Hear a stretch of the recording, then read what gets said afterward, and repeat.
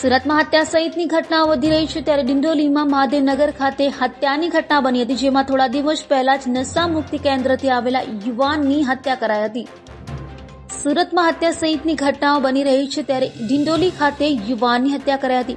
ડિંડોલી ખાતે આવેલ મહાદેવનગરના આરોગ્ય કેન્દ્રની ગલીમાં થોડા દિવસ પહેલા જ નશા મુક્તિ કેન્દ્રથી ઘરે આવેલા અંશ આનંદ સિરસાત નામના યુવાનની ઘાતકી હત્યા કરાઈ હતી। અજાણ્યા હત્યારો છાતીના ભાગે ઘા મારી યુવાનની હત્યા કરી ભાગી છૂટ્યા હતા।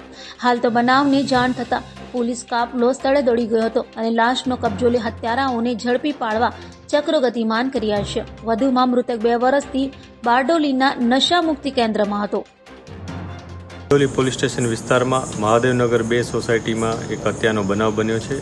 આ બનાવમાં અંશ નામના એક વ્યક્તિની હત્યા થઈ છે। એ અંશ અહીંયા એકાદ મહિનાથી આવ્યો હતો। પહેલાં એ બારડોલીમાં એક નશામુક્તિ કેન્દ્રમાં એડમિટેડ હતો એવી એ માહિતી પોલીસને આપવામાં આવી છે। પોલીસ આ બાબતે તપાસ કરી રહી છે કે એ કેટલો સમય ત્યાં એડમિટેડ હતો, ત્યાંથી આવન જાવન કરતો હતો કે ત્યાં સળંગ એડમિટેડ હતો। આ ઉપરાંત જે અંશ સાથે જોડાયેલા લોકો છે એ કોણ કોણ હોઈ શકે એની પણ અમે તપાસ કરી રહ્યા છીએ।